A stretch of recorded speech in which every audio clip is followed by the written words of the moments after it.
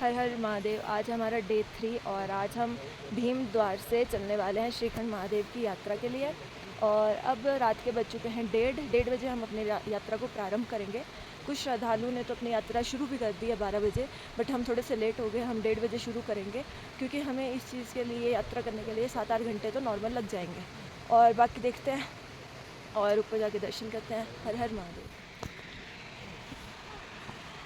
कुछ श्रद्धालु आपको दोस्तों यहाँ दिख रहे होंगे, तो हमें भी यहीं से जाना है, इसी ओर जाना है। तो चलिए चलते हैं। दोस्तों अभी हम पहुँच गए हैं पार्वती बाग।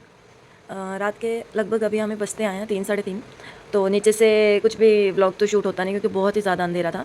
और आप इन डिस्टेंस पे मत जाना, ये जो बोर्ड लगे हैं, क्योंकि जितनी देर से हम देखे जा रहे थे लिखा था 12 किलोमीटर 12 किलोमीटर 12 किलोमीटर। और अभी हम पार्वती बाग में पहुँचे हैं, 2-2.5 घंटे लगा के पार्वती बाग पहुँचे, तो यहाँ पर भी सीधा 12 ही किलोमीटर बचा है। तो इसको मत देखो, आप चलते जाओ, पर आप देखते रहो। और जैसे ही थोड़ी थोड़ी सुबह होती चलेगी व्लॉग तभी शूट हो पाएगा, क्योंकि रात को या तो चल नहीं सकते हैं या तो कैमरा ही पकड़ सकते हैं। और हालत बहुत ज़्यादा टाइट हो चुकी है इस टाइम, क्योंकि टांगे बहुत ज़्यादा दर्द में है इस टाइम। तो चलो चलते हैं। वाकई हम अब यहाँ से आगे बढ़ रहे हैं। जयकारा शेरावाली जी का सच्चे दरबार की जय। चलो कठिन रास्ते चलने के साथ साथ हम पहुँच गए हैं नैन सरोवर झील, जो देवी माता पार्वती जी को समर्पित है। और ऐसी मान्यता है कि इस झील में माता के अश्रु जो थे वो गिरे थे, तो इसलिए इसे नैन सरोवर झील भी कहा जाता है।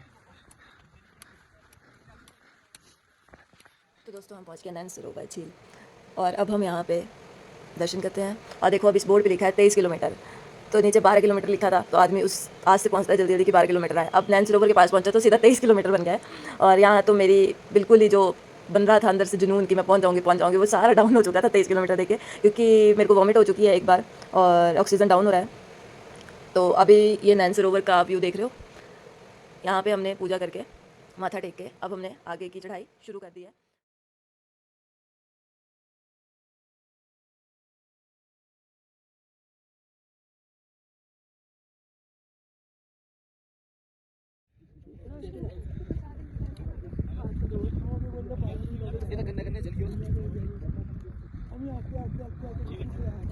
नैन सरोवर से एकदम डिफिकल्ट चढ़ाई चढ़ने के बाद यहाँ पे एक थोड़ा हल्का फुल्का ग्लेशियर्स आता है। फिर इसके बाद हम ऊपर जाएंगे इस टेढ़े और इस पहाड़ को फतेह करेंगे। यहीं से 1.5 घंटा लगेगा, फिर महादेव जी के हमें दर्शन होंगे। तो चले।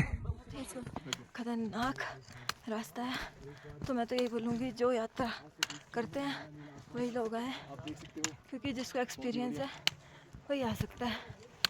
बाकी चलो चलते हैं।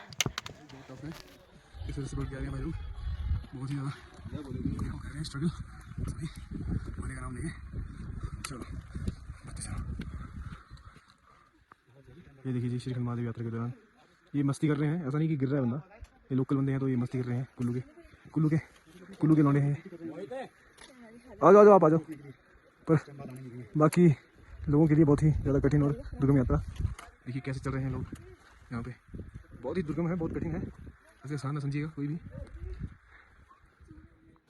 जैसे ही मैं कुछ बोलने लगती हूँ अपने व्लॉग के लिए, वैसे ही मेरे हेडेक स्टार्ट हो जाता है और उसके बाद तो मेरी और तबीयत ख़राब हो जाती है। तो इस व्लॉग में आपको थोड़ा सा सहयोग मेरे दोस्त का भी आपको सुनने को मिलेगा, क्योंकि मेरे से तो बोला ही नहीं जा रहा। अंकल जी को देख के मैं और मोटिवेट हुई कि जब अंकल जी इतनी उम्र में हिम्मत रख रहे हैं तो हम नौजवान कहाँ जाएंगे।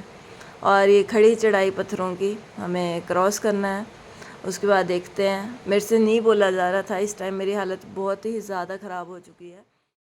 देखो दोस्तों, और इसी सही लोकेशन में पहुँचे हैं। यहाँ से सूर्यदेव भगवान जी के दर्शन भी हो रहे हैं और जो वादी का नज़ारा है वो भी बहुत ही ज़्यादा खूबसूरत और मनमोहक लग रहा है। और यहाँ पे बोर्ड भी लगा है कि श्रीखंड कैलाश 4 किलोमीटर। तो दोस्तों बोर्ड का जो कुछ ऐसा है सिस्टम, मैंने आपको बताया कि इस पर भरोसा ना करें, ये ज़्यादा भी हो सकता है कम भी हो सकता है, किसी को गारंटी नहीं। कई जगह भी गलत भी लगा है, बोर्ड के ऊपर ना चले कि कितना किलोमीटर रहेगा। वो नहीं है भाई, बोलो शंकर भगवान की जय। हर हर महादेव महादेव महादेव।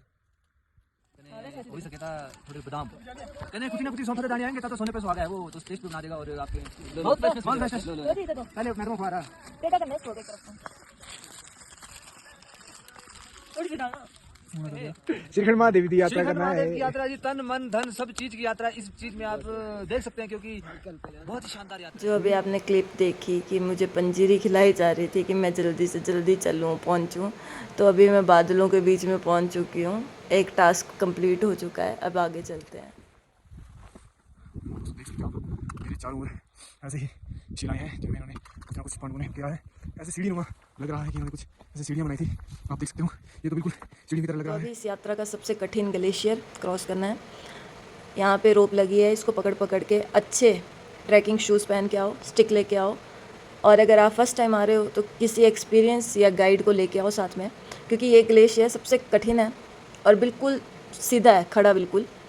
तो यहाँ से जाना है और सामने आप देख सकते हो कि महादेव जी के दर्शन हो चुके हैं।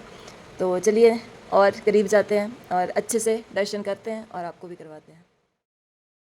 तो इस बोर्ड को देख के बहुत खुशी हो रही है इस टाइम, क्योंकि सामने महादेव जी दिख रहे हैं और इस बोर्ड पे लिखा है 0 किलोमीटर, तो बहुत ही अच्छा लग रहा है। तो महादेव जी के बिल्कुल सामने माता पार्वती और श्री गणेश जी विराजमान हैं और बिल्कुल सामने हम देख रहे हैं महादेव जी हैं।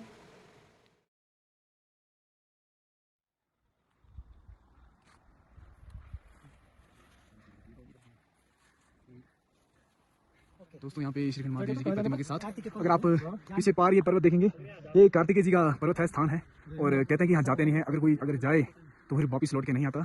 2018 में भी जब मैं आया था तो ऐसी ही कहानी प्रचलित थी और सुनी थी, और इस बार भी भाई जी ने यही कहानी हमें बताई है। क्या ये कहानी बिल्कुल सत्य है? मतलब ऐसे ही, मतलब ये जो है कहानी है ना, ये नहीं जाते हैं ना। ठीक है जी, शंकर भगवान की